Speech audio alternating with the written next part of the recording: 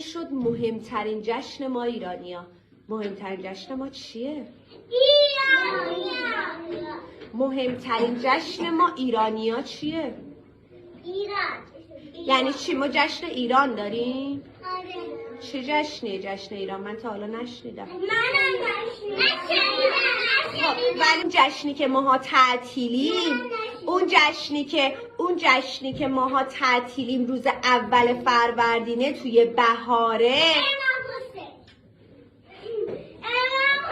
نه گوش بده. جشنی که ما تعطیلیم مهمترین جشن ماه. دارم میگم تو شاهنامه جمشید شاه آورده.